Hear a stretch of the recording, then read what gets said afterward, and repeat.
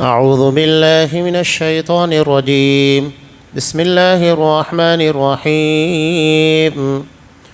يا أهل الكتاب لا تغلوا في دينكم ولا تقولوا على الله إلا الحق إنما المسيح عيسى ابن مريم رسول الله وكلمته ألقاها إلى مريم وروح منه فآمنوا بالله ورسله ولا تقولوا ثلاثة انتهوا خيرا لكم إنما الله إله واحد سبحانه أن يكون له ولد له ما في السماوات وما في الأرض وكفى بالله وكيلا. لن يستنكف المسيح أن يكون عبدا لله ولا الملائكة المقربون ومن يستنكف عن عبادته ويستكبر فسيحشرهم إليه جميعا. فأما الذين آمنوا وعملوا الصالحات فيوفيهم أجورهم ويزيدهم من فضله وأما الذين استنكفوا واستكبروا فيعذبهم عذابا أليما ولا يجدون لهم من دون الله وليا ولا نصيرا. يا أيها الناس قد جاءكم برهان من ربكم وأنزلنا إليكم نورا مبينا. فأما الذين آمنوا بالله واعتصموا به فسيدخلهم في رحمة منه وفضل ويهديهم إليه صراطا مستقيما. يستفتونك قل الله يفتيكم في الكلالة إن امرؤ هلك ليس له ولد وله أخت فلها نصف ما ترك وهو يرثها إن لم يكن لها ولد فإن كانت اثنتين فلهما الثلثان مما ترك وإن كانوا إخوة رجالا ونساء فللذكر مثل حظ الأنثيين يبين الله لكم أن تضلوا والله بكل شيء عليم. اے اہل کتاب، اپنے دین کے بارے میں حد سے نہ گزر جاؤ اور اللہ پر بجز حق کے کچھ نہ کہو۔ مسیح عیسیٰ ابن مریم علیہ السلام تو صرف اللہ کے رسول اور اس کے کلمہ کن سے پیدا شدہ ہیں، جسے مریم علیہ السلام کی طرف سے ڈال دیا گیا تھا اور اس کے پاس کی روح ہے۔ اس لیے تم اللہ کو اور اس کے سب رسولوں کو مانو اور نہ کہو کہ اللہ تین ہے۔ اس سے باز آ جاؤ کہ تمہارے لیے بہتری ہے۔ اللہ عبادت کے لائق تو صرف ایک ہی ہے اور وہ اس سے پاک ہے کہ اس کی اولاد ہو۔ اسی کے لیے جو کچھ ہے آسمانوں میں ہے اور جو کچھ زمین میں ہے، اور اللہ تعالیٰ کافی ہے کام بنانے والا۔ مسیح علیہ السلام کو اللہ کا بندہ ہونے میں کوئی ننگ و آر نہیں یا تکبر و انکار ہرگز ہو ہی نہیں سکتا، اور ان مقرب فرشتوں کو اس کی بندگی سے جو بھی دل چرائے اور تکبر و انکار کرے، اللہ تعالیٰ ان سب کو اکٹھا اپنی طرف جمع کرے گا۔ پس جو لوگ ایمان لائے ہیں اور شائستہ اعمال کیے ہیں، ان کو ان کا پورا پورا ثواب عنایت فرمائے گا اور اپنے فضل سے انہیں اور زیادہ دے گا۔ اور جن لوگوں نے تنگ و آر اور سرکشی اور انکار کیا، انہیں المناک عذاب دے گا، اور وہ اپنے لیے سوائے اللہ کے کوئی حمایتی اور امداد کرنے والا نہ پائیں گے۔ اے لوگوں، تمہارے پاس تمہارے رب کی طرف سے سند اور دلیل آ پہنچی، اور ہم نے تمہاری جانب واضح اور صاف نور اتار دیا ہے۔ پس جو لوگ اللہ تعالیٰ پر ایمان لائے اور اسے مضبوط پکڑ لیا، انہیں تو وہ عنقریب اپنی رحمت اور فضل میں لے لے گا اور انہیں اپنی طرف کی راہ راست دکھا دے گا۔ آپ سے فتویٰ پوچھتے ہیں، آپ کہہ دیجئے کہ اللہ تعالیٰ خود تمہیں کلالہ کے بارے میں فتویٰ دیتا ہے کہ اگر کوئی شخص مر جائے جس کی اولاد نہ ہو اور ایک بہن ہو تو اس چھوڑے ہوئے مال کا آدھا حصہ ہے، اور وہ بھائی اس بہن کا وارث ہوگا اگر اس کے اولاد نہ ہو۔ پس اگر بہن 2 ہوں تو انہیں کل چھوڑے ہوئے مال کا 2/3 ملے گا، اور کئی شخص اس ناطے کے ہیں، مرد بھی عورتیں بھی، تو مرد کے لیے حصہ ہے مثل 2 عورتوں کے۔ اللہ تعالیٰ تمہارے لیے بیان فرما رہا ہے کہ ایسا نہ ہو کہ تم بہک جاؤ، اور اللہ تعالیٰ ہر چیز سے واقف ہے۔ سورہ نساء آیت نمبر 171 سے آیت نمبر 176۔ محترم حاضرین، یہاں الحمدللہ سورہ نساء مکمل ہو رہی ہے۔ 2 اہم مدعوں کی جانب یہاں اس درس میں باتیں آنے والی ہے۔ پہلا ہے غلو، اور دوسرا ہے سورہ نساء کے مکمل ہونے کے بعد بالکل آخر میں وہ آیت نازل بھی جو سورہ نساء کی آخری آیت ہے، وہ کلالہ سے متعلق ہے۔ یہ میراث کا ایک مسئلہ ہے اور اس کی تفصیل آگے آ رہی ہے۔ قرآن مجید میں اہل کتاب خاص طور سے اس میں نصارہ مراد ہے، لیکن یہود بھی اس میں شامل ہے۔ ان کو خطاب کرتے ہوئے کہا لا تغلو فی دینکم، اپنے دین میں غلو نہ کرو۔ غلو کس کو کہتے ہیں؟ افراط اور تفریط کو، یعنی کسی کا مقام بڑھا دینا یا گھٹا دینا، یہ دونوں چیزیں غلو کے اندر شامل ہے۔ اب یہاں یہود اور نصارہ دونوں اس معاملے کے اندر کوتاہی کا شکار ہوئے۔ کیوں؟ اس لیے کہ یہودیوں نے حضرت عیسیٰ علیہ السلام کو اللہ کا نبی مانا ہی نہیں، بلکہ نعوذ باللہ وہ کہتے ہیں کہ ولد الزنا ہے۔ حضرت مریم نے یوسف نجار نامی شخص کے ساتھ ناجائز تعلقات قائم کیے اور اسی بنیاد کے پر حضرت عیسیٰ کی ولادت ہوئی۔ یہ افراط ہے، یعنی ان کے مقام کو گھٹانا ہے۔ حضرت عیسیٰ علیہ السلام کا جو مقام ہے، مقام نبوت، اس مقام سے گھٹا کر نعوذ باللہ انہیں انتہائی گھناؤنے الزام کے تحت سماج کا انتہائی بدترین آدمی قرار دینا ہے۔ اور یہود آج بھی اپنے اسی موقف پر قائم ہیں۔ ایسا نہیں ہے کہ وہ اپنے اس موقف سے باز آ گئے ہیں، وہ آج بھی نعوذ باللہ حضرت عیسیٰ علیہ السلام کو وہی مانتے ہیں جو بیان کیا گیا۔ اب یہاں یہود کے علی مقابل نصارہ ہیں، یعنی جو حضرت عیسیٰ علیہ السلام کے ماننے والے۔ ان لوگوں کے ہاں ان کے مقام کے اندر غلو کیسے کیا گیا؟ افراط، زیادتی کی گئی، تفریط، کمی۔ یا نصارہ نے حضرت عیسیٰ علیہ السلام کے مقام کو بڑھا دیا، اور یہودیوں نے حضرت عیسیٰ علیہ السلام کے مقام کو گھٹا دیا، تفریط کی۔ اب یہاں نصرانیوں نے کیا کیا؟ نصرانیوں نے حضرت عیسیٰ علیہ السلام کو نعوذ باللہ اللہ کا بیٹا بنا دیا، یعنی اب وہ نبی نہیں ہے بلکہ مقام نبوت سے اوپر لے کر گئے، اور انہیں اللہ تبارک و تعالیٰ کی ذات سے ملا دیا اور اللہ کا بیٹا قرار دیا، اور حضرت عیسیٰ علیہ السلام کی ماں حضرت مریم کو نعوذ باللہ اللہ کی بیوی قرار دیا۔ قرآن مجید نے اسی کو آگے کہا وَلَا تَقُولُوا ثَلَاثَ، 3 خداؤں کے بارے میں مت کہو کہ خدا 3 ہیں، بلکہ اللہ ایک ہی ہے، جیسا کہ اللہ نے کہا انما اللہ الہ واحد، اللہ ہی اکیلا معبود ہے، اللہ کے علاوہ کوئی معبود نہیں ہے، نہ اس کی اولاد ہے نہ اس کی بیوی ہے۔ سورہ اخلاص میں اللہ تبارک و تعالیٰ نے اپنی ذات کا تعارف پریچے کرتے ہوئے وہی کہا لم یلد ولم یولد، کہ اللہ کو کسی نے جنا نہیں، یعنی اللہ کا کوئی باپ نہیں ہے، ولم یولد، اور نہ اللہ کے ذریعے کسی کی ولادت ہوئی، نہ اللہ کا کوئی بیٹا ہے، نہ اللہ نے کسی کو جنا نہیں اور نہ اللہ کو جنا گیا، یعنی نہ اللہ تبارک و تعالیٰ کہیں سے آیا ہے، یعنی اس کا باپ کوئی نہیں ہے، اور نہ اللہ کو اولاد ہے۔ واضح طور کے پر قرآن مجید نے اس چیز کو بیان کر دیا۔ اب یہاں عیسائیوں میں بڑا عجیب و غریب معاملہ کہ یہ لوگ 3 خدا کے بارے میں جو عقیدہ، جس کو ہم تثلیث کہتے ہیں، تثلیث کا مطلب 3 خداؤں کا عقیدہ رکھنا۔ اب ان لوگوں کے یہاں بڑا عجیب معاملہ ہے، آج تک وہ تثلیث کی گتھی کو سلجھا نہیں پائے اور قیامت تک سلجھا نہیں سکتے، اس لیے کہ 3 ایک کیسے ہو سکتے؟ 3 3 رہے گا، 2 ایک نہیں ہو سکتا، 2 2 ہی رہے گا، اور 1 1 ہی رہے گا۔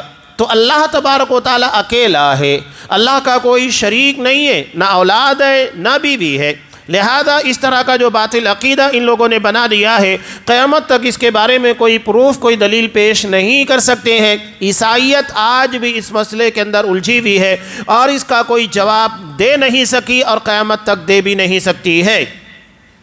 تو قرآن نے اہل کتاب کے تناظر میں نبی کریم صلی اللہ علیہ وسلم کے تعلق سے بھی کہا، یہ امت محمدیہ کو بھی دراصل کہا جا رہا ہے کہ تم لوگ جس طرح یہود و نصارہ افراط و تفرید کا شکار ہوئے، تم لوگ اس طرح افراط و تفرید کا، غلو کا شکار نہ ہونا۔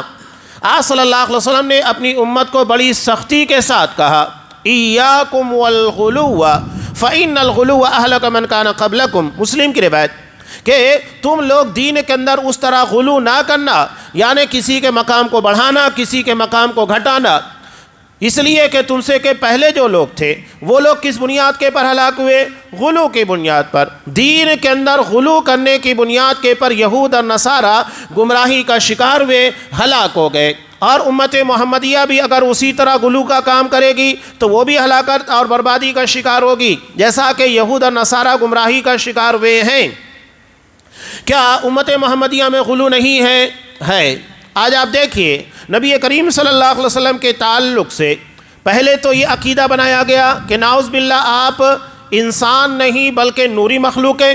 آج بھی مسلمانوں کے درمیان کچھ لوگ اس طرح کا عقیدہ رکھتے ہیں، جبکہ آپ صلی اللہ علیہ وسلم انسانی نسل سے ہیں، حضرت آدم علیہ السلام کی نسل سے ہیں۔ جس طرح انسان پیدا ہوتا ہے اسی طرح آپ کی پیدائش بھی، آپ کے بھی ماں باپ، آپ کے بھی رشتہ دار، آپ کی بھی اولاد، تمام چیزیں ہیں۔ ایسا نہیں ہے کہ آپ انسانی یعنی بشری مخلوق سے ہٹے ہوئے ہیں۔ آپ صلی اللہ علیہ وسلم حضرت آدم علیہ السلام کی اولاد سے ہی ہے۔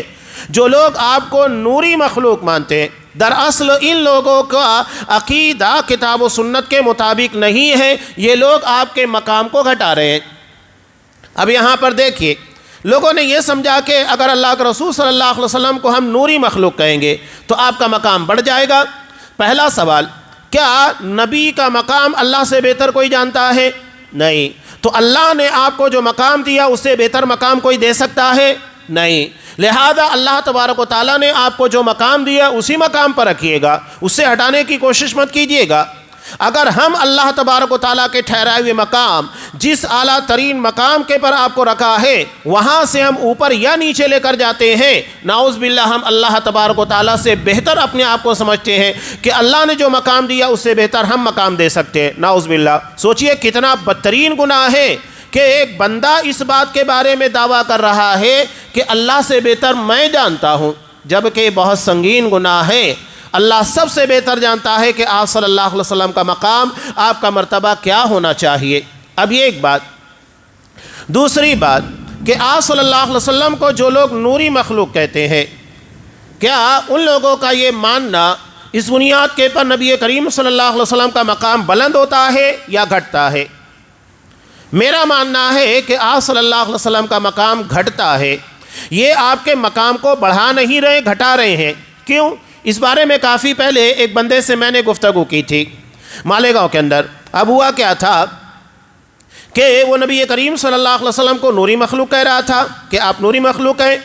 تو میں نے یہ کہا کہ یہ بات تم کیوں کہہ رہے ہو؟ وہ کہنے لگا اللہ کے رسول صلی اللہ علیہ وسلم کے مقام آپ کی عزت اور توقیر کی بنیاد کے پر۔ پہلا سوال تو یہی ہے کہ نبی کا مقام اور مرتبہ جتنا اللہ بہتر جانتا ہے اس سے بہتر کوئی نہیں جانتا، لہذا اللہ نے جو مقام طے کیا ہمیں وہی مقام رکھنا چاہیے، اس میں نہ تو اضافہ کرنا چاہیے نہ کمی کرنا چاہیے۔ یہی غلو ہے اور آپ نے غلو سے بڑی سختی کے ساتھ منع کیا۔ دوسری بات، ہم نبی کے مقام کو نوری مخلوق کہنے کے بعد بڑھاتے نہیں بلکہ گھٹاتے ہیں۔ کیسے؟ دیکھیے، حضرت آدم علیہ السلام کون ہے؟ بشری مخلوق، یعنی اللہ نے جن کو مٹی سے پیدا کیا ترابی مخلوق ہے، اور فرشتے نوری مخلوق ہے، اللہ نے انہیں نور سے پیدا کیا ہے۔ جنات یہ آگ سے پیدا کیے گئے ہیں۔ یہ تمام تر تفصیل سورہ ہجر کے اندر اللہ نے بیان کی ہے اور حدیث کے اندر بھی اس چیز کا تذکرہ ہے۔ اب یہ بتائیے، اللہ نے حضرت آدم علیہ السلام کے سامنے علم کی بنیاد پر فرشتوں کو سجدہ کرنے کا حکم دیا، ہر کوئی جانتا ہے، سورہ بقرہ کے اندر گزر چکا ہے۔ اب بتائیے، جو سجدہ کر رہا ہے وہ بہتر ہے یا جس کے لیے سجدہ کیا جا رہا ہے وہ بہتر ہے؟ تو اس نے کہا کہ نہیں، جس کے لیے سجدہ کیا جا رہا ہے وہ بہتر ہے، جیسا کہ ہم اللہ کے سامنے سجدہ کرتے ہیں اللہ بہتر ہے، اللہ ہمارا خالق ہے، تو سجدہ کرنے والا بہتر نہیں ہوتا ہے بلکہ جس کے لیے سجدہ کیا جاتا ہے وہ بہتر ہوتا ہے۔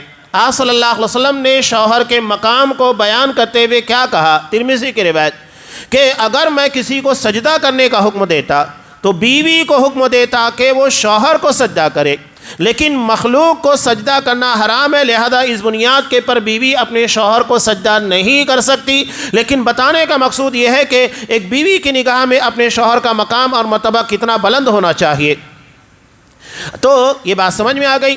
اب سجدہ کرنے والے فرشتے ہو گئے یعنی نوری مخلوق، اور جس کے لیے سجدہ کیا جا رہا ہے وہ ترابی مخلوق یعنی جس کو مٹی سے پیدا کیا گیا۔ اب یہ بتائیے، حضرت آدم علیہ السلام ترابی مٹی سے پیدا کی گئی مخلوق، اللہ نے انہیں فرشتوں کو حکم دیا ان کے سامنے سجدہ کرے، تو کن کا مقام بلند ہوا؟ حضرت آدم علیہ السلام کا یا فرشتوں کا؟ سیدھی بات ہے کہ حضرت آدم علیہ السلام کا۔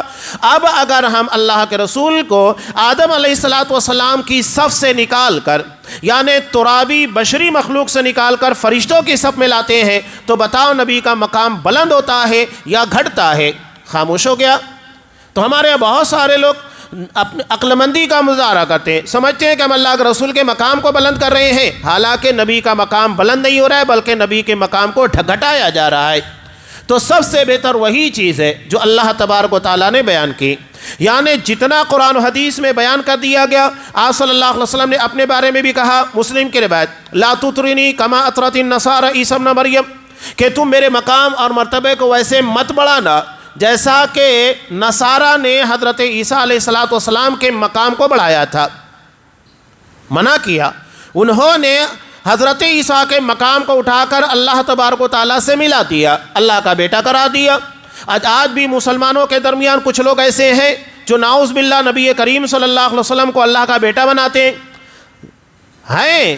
یہ جو کہتے ہیں نا کہ آپ صلی اللہ علیہ وسلم نور من نور اللہ ہے، اس کا مطلب کیا ہے؟ اس کا مطلب ہی بیٹا ہے کہ آپ اللہ کے نور کا حصہ ہے۔ اب بتائیے اللہ کے نور کے حصے کا مطلب کیا ہوا؟ اللہ کی اولاد ہوئی نا۔ اللہ کی ذات سے نکلنے والی چیز اللہ کی اولاد ہی ہوگی۔ ہم اپنی اولاد کو کیا کہتے ہیں؟ یہ میرا لخت جگر ہے، میرے جگر کا ٹکڑا ہے، یہ میرے جگر کا، میرے جسم کا حصہ ہے۔ آپ صلی اللہ علیہ وسلم نے حضرت فاطمہ رضی اللہ تعالیٰ عنہ کے تعلق سے کہا، انہا بضعۃ منی، کہ فاطمہ میرے جسم کا حصہ ہے، میری اولاد ہے، میری بیٹی ہے، تو اپنے جسم کا حصہ قرار دیا۔ تو جو لوگ کہتے ہیں کہ نور من نور اللہ، اللہ کے نور کا حصہ ہے، وہ لوگ دراصل اللہ کے رسول صلی اللہ علیہ وسلم کو اللہ کی اولاد ہی ٹھہرا رہے ہیں۔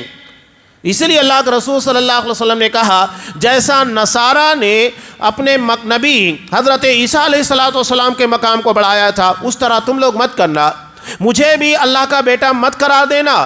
اور آپ نے یہ کیوں کہا؟ اس لیے کہ آپ کو ڈر تھا، آپ کو پتا تھا کہ امت میں کچھ لوگ ایسے ہوں گے جو نبی کے مقام کو بڑھائیں گے، اسی لیے تو آپ نے کہا ایک چیز جو واقع نہیں ہوگی اور امت میں درپیش نہیں ہوگی آپ اس کو کیوں بیان کریں گے؟ آپ وہی بات بیان کریں گے جو واقع ہونے والی ہے، جس کا خطرہ ہے۔ ڈاکٹر ایک پیشنٹ کو کیا کہتا ہے؟ یہ چیز مت کھانا ورنہ اس کی بنیاد کے پر تمہاری بیماری بڑھ جائے گی۔ اس کو پتا ہے کہ پیشنٹ وہ چیز کھا سکتا ہے اس بنیاد پر، ورنہ جو چیز ہمارے یہاں موجود ہی نہ ہو اس کے بارے میں اگر ہم کہیں کہ یہ چیز مت کھانا، یہ چیز استعمال مت کرنا، تو بات سمجھ میں ہی نہیں آتی ہے نا۔ اس لیے کہ جو چیز موجود ہی نہ ہو اس کے بارے میں منع کرنا، احتیاط کیا معنی رکھتا ہے؟ تو آپ صلی اللہ علیہ وسلم نے اس لیے امت کو خبردار کیا کہ تم اس بارے میں بہت چوکنا رہنا۔ مجھ کو کیا کہنا؟ میرے مقام کو مت بڑھانا۔ میرا مقام کیا ہے؟ انما انا عبد اللہ ورسولہ، میں اللہ کا بندہ اور اس کا رسول ہوں۔ فقولوا عبد اللہ ورسولہ، لہذا تم لوگ مجھے اللہ کا بندہ اور اس کا رسول ہی کہو، یہ میرا مقام ہے۔ اللہ نے مقام عبدیت کے پر سب سے اونچے لیول کے پر مجھ کو فائز کیا ہے۔ مقام عبدیت کے پر نبی کے مقام تک کوئی نہیں پہنچ سکتا۔ اب اس سے بڑھ کر اعزاز کیا ہو سکتا ہے کہ آپ صلی اللہ علیہ وسلم کو مقام عبدیت کے پر سب سے اونچے مقام پر رکھا گیا ہے۔ یہ آپ صلی اللہ علیہ وسلم کا اعزاز ہے، اور آپ رسول ہیں، یعنی آپ کو تمام رسولوں کے اندر فوقیت عطا کی گئی، سید الانبیاء بنایا گیا، تمام رسولوں کا سردار بنایا گیا۔ اب اس سے بڑھ کر آپ صلی اللہ علیہ وسلم کی فضیلت، شرف و کیا ہو سکتا ہے؟ اس کے بعد بھی اگر ہم اس بارے میں کہیں نہیں ہم کچھ اضافہ کریں گے، اپنی طرف سے کچھ لائیں گے، تو سوائے گمراہی کے اور کچھ نہیں ہوگا۔ دوسری طرف امت ایک طرف آپ صلی اللہ علیہ وسلم کے مقام کو بڑھا رہی ہے، اور دوسری طرف نبی کریم صلی اللہ علیہ وسلم کے مقام میں کمی کر رہی ہے۔ کیسے؟ آپ کسی کے سامنے حدیث پیش کر دیجئے گا، قرآن پیش کر دیجئے، وہ کیا کہتا ہے؟ نہیں یار یہ میرے امام کے خلاف ہے۔ اپنے امام کی بات مانے گا، نبی کی بات ٹھکرائے گا۔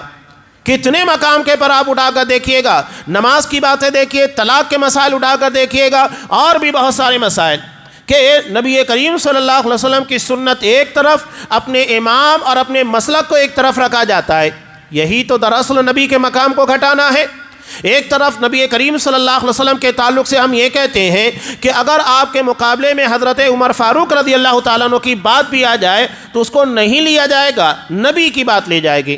تو ایک طرف نبی کا مقام ہم اس طریقے سے پیش کرتے ہیں، اور دوسری طرف آپ کے مقام کو ایسا گھٹاتے ہیں کہ ایک امام یا پیر ولی بزرگوں پتہ نہیں کن کن باتوں کو، کن علماء کی باتوں کو نبی کریم صلی اللہ علیہ وسلم کی حدیثوں کے پر ترجیح دی جاتی ہے، جبکہ نبی کی حدیث آنے کے بعد ایک مسلمان کا یہی شیوہ ہونا چاہیے، فوری طور کے پر سر تسلیم خم کر دے، وہاں یہ نہیں دے کہ فلاں کیا کر رہے، اتنے سارے لوگ کیا کر رہے ہیں، نہیں، نبی کے مقابلے میں دنیا کی تمام باتیں بے حیثیت ہو جاتی ہیں۔ ہم نے کلمہ نبی کا پڑھا ہے تو نبی کی بات مانیے گا نا۔ حضرت عبداللہ بن عمر رضی اللہ تعالیٰ عنہ نے کتنی پیاری بات کہی تھی کہ جب حضرت عمر فاروق رضی اللہ تعالیٰ عنہ نے حج تمتع کے پر پابندی لگا دی تھی کہ حج تمتع نہیں کرنا ہے، جبکہ آپ صلی اللہ علیہ وسلم نے کہا تھا سنت ہے، اور انہوں نے انتظامی امور کی بنیاد کے پر پابندی لگائی تھی، انتظامی مسئلہ تھا، تو ایک شخص نے سوال کیا کہ حج تمتع کرنا چاہیے کہ نہیں؟ عبداللہ بن عمر رضی اللہ تعالیٰ عنہ نے کہا کرنا چاہیے، اس لیے کہ اللہ کے رسول صلی اللہ علیہ وسلم نے حکم دیا ہے۔ تو اس نے کہا کہ آپ کے والد منع کرتے ہیں۔ اب سوچئے کہ ایک طرف باپ ہے، دوسری طرف نبی ہے، اور باپ بھی وہ جس کے بارے میں نبی کریم صلی اللہ علیہ وسلم نے کہا کہ اگر میری امت میں کوئی محدث، یعنی جس کے پر اللہ شریعت کے احکام کو نازل کرتا ہے، اس کے مطالبے کے پر شریعت کے احکامات نازل ہوتے ہیں، وہ حضرت عمر فاروق رضی اللہ تعالیٰ عنہ، جن کے مقام اور فضیلت کو بیان کرتے ہوئے کہا لو کان بعدی نبی لکان عمر، میرے بعد اگر کوئی نبی ہوتا عمر ہوتے۔ اس کے بعد بھی حضرت عبداللہ بن عمر نے کیا کہا؟ دین کے معاملے میں نبی کی بات مانی جائے گی یا میرے باپ کی مانی جائے گی؟ اس نے کہا کہ اللہ کے رسول صلی اللہ علیہ وسلم کی، تو کہا کہ حج تمتع کرو۔ اب بتاؤ، جب حضرت عمر فاروق رضی اللہ تعالیٰ عنہ جیسی جلیل القدر شخصیت، ان کی بات اگر نبی کی بات سے ٹکرا جائے تو ہم نبی کی بات کو ترجیح دیں گے، حضرت عمر فاروق رضی اللہ تعالیٰ عنہ کی بات نہیں مانیں گے۔ اس سے حضرت عمر فاروق کی شان میں گستاخی نہیں ہوتی ہے۔ اسی طرح اگر امام کی بات نبی کی بات سے ٹکرا جائے، نبی کی بات مانی جائے گی، اس سے امام کی توہین نہیں ہوتی ہے۔ نبی معصوم ہے، امام یا صحابہ معصوم نہیں ہے، ان سے غلطیاں ہو سکتی ہیں، تو کسی کی غلطی کو نہیں ماننا، اسے نہ لینا، اس کی توہین نہیں ہے، بلکہ دراصل یہ اعلیٰ ترین مقام ہے کہ ہم اس مقام کے پر، اس جگہ کے پر جو غلطی کر رہا ہے اسے ایکسیپٹ نہیں کر رہے ہیں۔ تو یہ افراط اور تفریط امت کے اندر جاری ہے۔ ایک طرف اللہ کے رسول کے مقام کو نعوذ باللہ اللہ تبارک و تعالیٰ سے ملانے کی کوشش، اور دوسری طرف یہ حیثیت کہ آپ صلی اللہ علیہ وسلم کی حدیث کو اپنے اماموں، اپنے مسلک اور فقہا ہے، پیر ہے، ولی ہے، اتنے سارے علماء کر رہے ہیں، اس کے مقابلے میں مانتے نہیں ہیں۔ یہ بہت افسوسناک معاملہ ہے۔ اسی لیے قرآن مجید نے بڑی سختی کے ساتھ کہا دین میں غلو نہیں ہونا چاہیے، اور اللہ کے بارے میں صرف حق ہی کہنا چاہیے۔ حق کس کو کہتے ہیں؟ جو قرآن و حدیث سے ثابت ہو۔ ہمارے یہاں لوگ کھڑے ہو جاتے ہیں، ارے فلاں کتاب کے اندر آیا ہے، قرآن کے اندر آیا ہے، حدیث کے اندر آیا ہے۔ نہیں، یہ صرف ایسے کہہ دینے سے دین نہیں چلتا ہے۔ آپ قرآن کی جس آیت کو کوٹ کر رہے ہیں اس کا حوالہ دیجئے کہ ہاں یہ آیت ہے، اس کا صحیح ترجمہ آپ کے علموں میں ہونا چاہیے، اور حدیث پیش کر رہے ہیں اس کے بارے میں علم ہونا چاہیے کہ اللہ کے رسول صلی اللہ علیہ وسلم کی حدیث ہے، اس کے سارے قوائف، اس کے آگے پیچھے کے تمام تر معاملات کا علم ہونا چاہیے۔ اس کے بعد آپ کہیے کہ ہاں یہ حدیث ہے۔ صرف ایسا قرآن میں آتا ہے، حدیث میں آتا ہے، کتاب میں آتا ہے، ہمارے عمومی طور کے پر یہی چلتا ہے، دین اس کا نام نہیں ہے۔ دین قرآن و حدیث کے گہرے علم کا نام ہے کہ آپ کو قرآن کے بارے میں مکمل علم ہونا چاہیے، اسی کے ساتھ ساتھ آپ کو حدیث کا مکمل علم ہونا چاہیے، تب آپ باتیں کہیے۔ صرف دین کے نام کے پر لوگوں کو کچھ بھی پروسنا مت شروع کیجیے، اللہ کا دین ہے یہ۔ تو یہ ہے اللہ کے بارے میں صرف حق بات کہو، جو معلوم ہے قرآن ہر حدیث کے بارے میں تمہیں پتا ہے کہ ہاں یہ فلاں جگہ ہے تب کہو، ورنہ اس کے بغیر علم کے نہ کہو۔ قرآن مجید صاف کہتا ہے وَلَا تَقْفُ مَا لَيْسَ لَكَ بِهِ عِلْمٌ، اس جگہ کے پر نہ ٹھہرو جہاں تمہیں علم نہ ہو، یعنی اس مسئلے کے بارے میں بات نہ کرو جس کے بارے میں تمہیں علم نہ ہو۔ آج ہمارے درمیان دیکھیں بہت سارے لوگ بڑے بڑے مسئلوں کے بارے میں بات کر رہے ہیں، کوئی چاند کے بارے میں بات کر رہا ہے، کوئی عرفہ کے روزے کے بارے میں بات کر رہا ہے۔ کون ہے یہ لوگ؟ عالم ہے، ان لوگوں کو علم ہے، یہ بات کرنے کے قابل ہے۔ چند باتیں ادھر ادھر کی اٹھا کر لے کر آ گئے، چند مضامین لے کر آ گئے اور اس کے بعد لوگوں کو گمراہ کر رہے ہیں۔ پھر یہ کہتے ہیں کہ قرآن کیا ضرورت ہے، اپنا قرآن اٹھاؤ پڑھ لو سمجھ میں آ جائے گا۔ تو ٹھیک ہے، ایسا ہی اگر آپ کو ہے تو ڈاکٹری کی کتابیں پڑھ لیجئے، اس کے بعد ہاسپٹل کھول لیجئے، سمجھ میں آ جائے گا۔ لوگ جب ڈنڈا مارنا شروع کریں گے، بغیر استاد کے علم حاصل نہیں کیا جا سکتا۔ آپ صلی اللہ علیہ وسلم کو بھی حضرت جبرائیل کے ذریعے علم دیا گیا۔ آپ صلی اللہ علیہ وسلم جن باتوں کو نہیں ہوتا آپ اللہ تبارک و تعالیٰ سے پوچھتے، اس کی تشریحات جیسا کہ آگے بھی دیکھیے، کلالہ کے بارے میں لوگ سوال کیے، اس کے بارے میں اللہ نے علم نازل کیا۔ ایسا نہیں ہے کہ ہم اپنی من مرضی قرآن و حدیث کو سمجھنے کی کوشش کریں۔ اللہ نے قرآن و حدیث یہ صحابہ کی فہم کے مطابق رکھا۔ قرآن و حدیث کو سب سے بہترین طریقے سے سمجھنے والے اصحاب کرام تھے، لہذا انہی کے طریقے کے پر قرآن و حدیث سمجھا جائے گا۔ اپنی منمانی تعویلات، اپنی من مرضی قرآن حدیث کے اندر نہیں چلائی جائے گی۔ اور عام طور سے ایسے لوگوں کو دیکھیے، یہ علماء کے خلاف باتیں کریں گے۔ کیوں؟ اس کی وجہ یہ ہے کہ علماء دین کے چوکیدار ہیں، اور چوکیدار سے کون ڈرتا ہے؟ جو چور ہوتا ہے۔ اس کو معلوم ہے کہ چوکیدار جب تک چوکیداری کرتا رہے گا، ہم کسی کے گھر میں، کسی کے مکان میں، دکان میں چوری نہیں کر سکتے۔ علماء دین کے چوکیدار ہیں، یہ کسی کو قرآن و حدیث کے پر ڈاکہ زنی نہیں کرنے دیتے، اور یہ لوگ چاہتے ہیں کہ سب سے پہلے چوکیدار کو ہٹایا جائے تاکہ قرآن و حدیث کے پر منمانی تعویلات، منمانی باتیں ہم پیش کر سکیں اور لوگوں کو گمراہ کر سکیں۔ یہ لوگوں کا پھنڈا یہی ہے کہ علماء سے لوگوں کو دور کیا جائے تاکہ قرآن و حدیث کی منمانی تعویلات، تفسیرات لوگوں کے سامنے ہم پیش کر سکیں۔ خود جاہل ہوتے ہیں، خود اندھے ہوتے ہیں، چاہتے کہ دوسروں کو بھی۔ ایک حکایت لطیف کی بڑی پیاری حکایت بھی ہے کہ ایک کبڑے شخص سے کسی نے سوال کیا کہ اب کبڑا آدمی جھکا ہوا ہے، اسے پریشانی ہوتی ہے چلنے میں، نظریں اٹھا کر دیکھنا پڑتا ہے۔ کسی شخص نے سوال کیا کہ آپ کبڑے ہیں، آپ کو تکلیف تو ہوتی ہے، بتائیے آپ کی چاہت کیا ہے؟ وہ کہنے لگا میں چاہتا ہوں کہ دنیا میں جتنے لوگ ہیں سب کبڑے بن جائے تاکہ کسی کو مجھے نظر اٹھا کر دیکھنے کی ضرورت نہ پڑے۔ تو یہ جاہل ہیں، چاہتے ہیں کہ تمام لوگ جاہل بن جائے، تمام لوگ قرآن و حدیث کو اسی طریقے سے فالو کر رہے جیسا کہ ہم فالو کرتے ہیں، ہم سمجھتے ہیں، علماء کی کوئی ضرورت نہیں ہے۔ یہ دراصل خود گڑھے میں گر رہے ہیں اور گمراہیوں کا شکار ہے، دوسروں کو بھی گمراہ کر رہے ہیں۔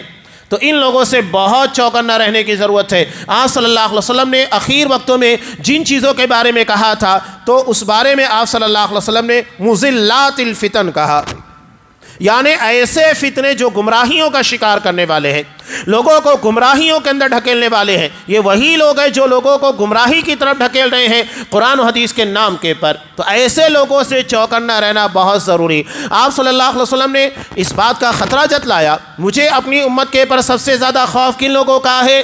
الائمۃ المضلین، ایسے امام، لیڈر جو گمراہ کرنے والے ہوں گے، اپنے پیچھے لاکھوں فالورسوں کو لے کر جائیں گے اور اس کے بعد گمراہی کا شکار کر دیں گے۔ ابھی عاشورہ آ رہا ہے، ایک نیا فتنہ لوگوں کے درمیان جنم لے گا جو ہزاروں سال پہلے واقع ہو چکا ہے، جس کے ہم مکلف نہیں ہیں، اس کے بارے میں لوگوں کے درمیان چرچا کی جائے گی۔ بتاؤ اس وقت تو کیا ہوا تھا، تم کس کی طرف رہتے؟ حضرت علی کی طرف رہتے، حضرت امیر معاویہ کی طرف رہتے؟ ایسے فتنے ہمارے درمیان ڈالے جا رہے ہیں، ایک ایسی چیز جس کے ہم مکلف نہیں ہیں۔ اور صحابہ کے بارے میں زبان بہت سنبھال کر استعمال کرنا چاہیے۔ اور آج اس طرح کے لوگ پیدا ہو گئے نعوذ باللہ جو صحابہ کے خلاف بولنے کے لیے ہمیں اکساتے ہیں۔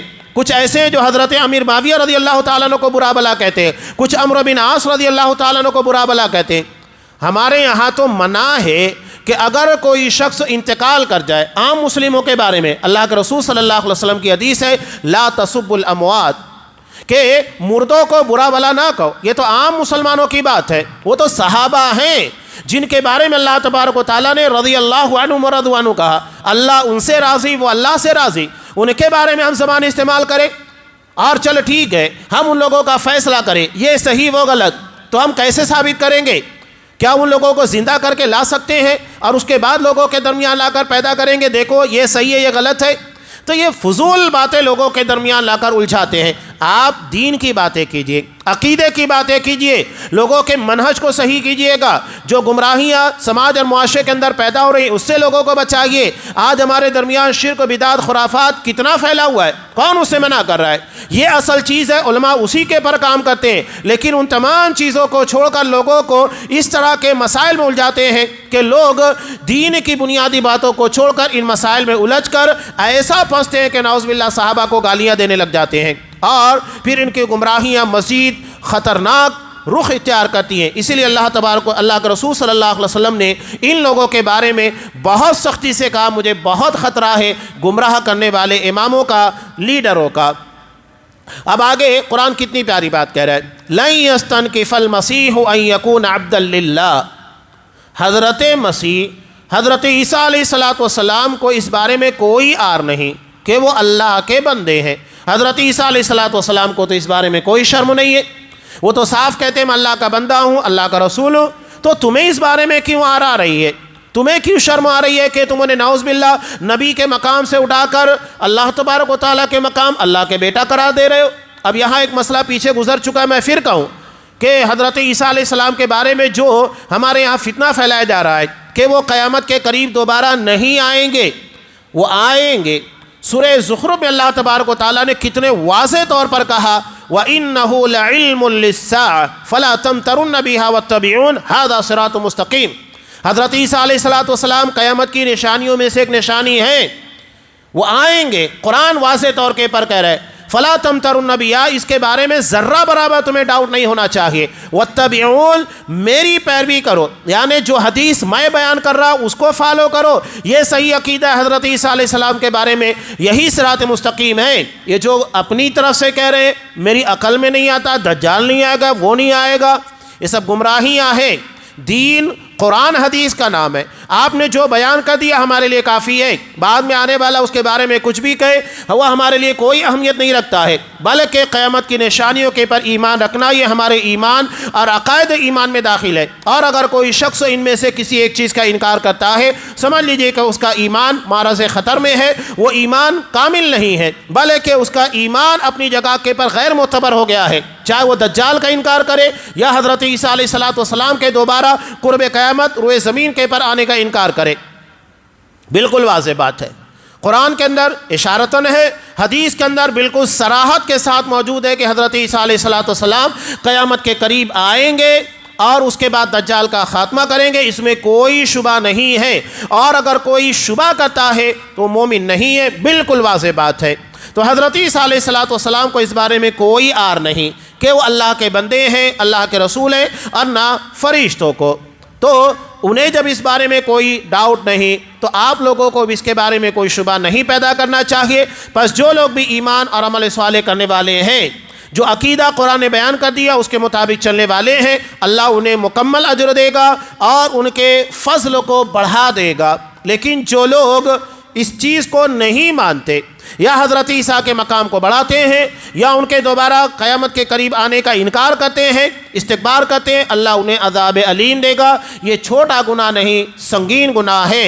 وَلَا يَجِدُونَ لَهُم مِّن دُونِ اللَّهِ وَلِيًّا وَلَا نَصِيرًا، اور یہ اللہ کے سوا کسی کو حمایتی اور مددگار بھی نہیں پائیں گے۔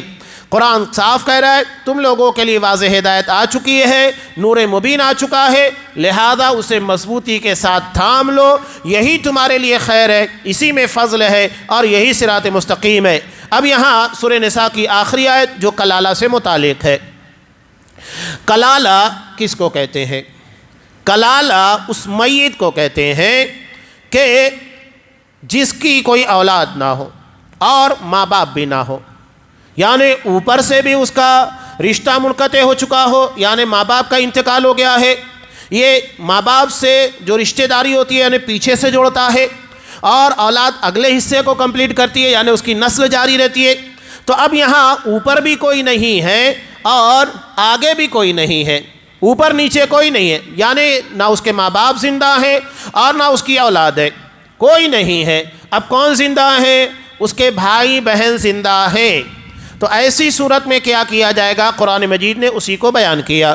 اب یہاں بھائیوں کے تعلق سے بھی دیکھ لیجئے گا، بھائی یا بہن تین طرح کے ہوتے ہیں، ایک عینی یا جن کو حقیقی کہا جاتا ہے، ہم اپنی زبان میں ان کو سگے بھائی بہن کہتے ہیں، یعنی جن کے ماں اور باپ دونوں ایک ہیں وہ سگے بھائی بہن ہو گئے، اور اسی کو شریعت کی اصطلاح میں حقیقی بھائی بہن کہا جاتا ہے۔ دوسرا ہے اللاتی۔ اللاتی کا مطلب ہوتا ہے کہ باپ ایک ہے، مائیں جدا جدا ہیں، یعنی ایک شخص کی ایک سے زائد بیویاں ہیں، باپ ایک ہی ہوگا، دو الگ الگ مائیں ہونے کی وجہ سے یہ اللاتی بھائی ہو جائیں گے۔ اللاتی علت سے بنائے وجہ، اس لیے کہ وجہ باپ ہوتی ہے اور اسی سے نسل جاری ہوتی ہے، علت ایک ہے، اس بنیاد کے پر انہیں اللاتی بھائی کہا جاتا ہے۔ اور دوسرے ہیں، تیسرے نمبر کے پر آتا ہے اخیافی۔ اخیافی کا مطلب کیا ہوتا ہے؟ باپ جدا جدا ہے اور ماں ایک ہے۔ اب اس کی شکل کیا ہوتی ہے کہ ایک عورت نے کسی سے نکاح کیا، نکاح کرنے کے بعد پہلے شوہر سے اولاد ہوئی، اولاد ہونے کے بعد ہو سکتا ہے کہ شوہر کا انتقال ہو جائے یا شوہر نے طلاق دے دیا۔ اب ایسی صورت میں اس نے دوسرے مرد سے نکاح کیا، اب اس سے بھی اس کی اولاد ہوئی، اب پہلے شوہر سے بھی اولاد ہے، دوسرے سے بھی اولاد ہے، ماں ایک ہے، باپ جدا جدا ہے، تو انہیں اخیافی بھائی بہن کہا جاتا ہے۔ اب یہاں کلالہ کے تعلق سے یہی معاملہ ہے کہ سب سے پہلے حقیقی بھائی بہنوں کو حصہ دیا جائے گا۔ کلالہ جو ہوتا ہے نا، اس کے بھائی بہن ہوں گے، ان لوگوں کو حصہ دیا جائے گا، اور اگر حقیقی بھائی بہن نہیں ہے تب ایسی صورت میں جو سوتیلے ہوتے ہیں جن کو اللاتی کہا جاتا ہے ان لوگوں کو دیا جائے گا۔ پہلے حقیقی ماں بھائی بہن ہوتے ہیں ان لوگوں کو ترجیح دی جائے گی، اور اس کے بعد اگر یہ نہ ہو تو اس کے بعد سوتیلے بھائی بہنوں کو حصہ دیا جائے گا۔ حقیقی بہن بھائیوں کی موجودگی میں سوتیلے حقدار نہیں بنیں گے، یہ شرعی اصول ہے۔ اب یہاں قرآن مجید نے بیان کیا کہ اگر کوئی ایسا شخص ہے، یعنی کوئی عورت ہو یا مرد ہو جس کے ماں باپ کا بھی انتقال ہو چکا، اولاد بھی نہیں ہے، کوئی نہیں ہے، بلکہ وہ اکیلی تھی، اور پھر اس کی میراث کا مسئلہ پیش آ رہا ہے، تو قرآن مجید نے بیان کیا کہ اگر اس کی ایک بہن ہو، یعنی انتقال ہو گیا، اس کی ایک اکیلی بہن رشتہ داروں کے اندر بچی ہوئی ہے، فلہا نصف ما ترک، تو اس کی پراپرٹی کا آدھا مال اسے دیا جائے گا۔ اور اسی طرح اگر کسی بہن کا انتقال ہو اور اس کا ایک سگا بھائی ہو، باقی کوئی نہ ہو، ماں باپ بھی نہیں ہے اور اولاد بھی نہیں ہے، اور ماں باپ اور اولاد نہ ہو، انہی کو کلالہ کہا جاتا ہے، تو ایسی صورت میں وہ اکیلا بھائی اپنی بہن کی پوری پراپرٹی کا وارث بنے گا۔ یہ کلالہ کا ایک مسئلہ ہے۔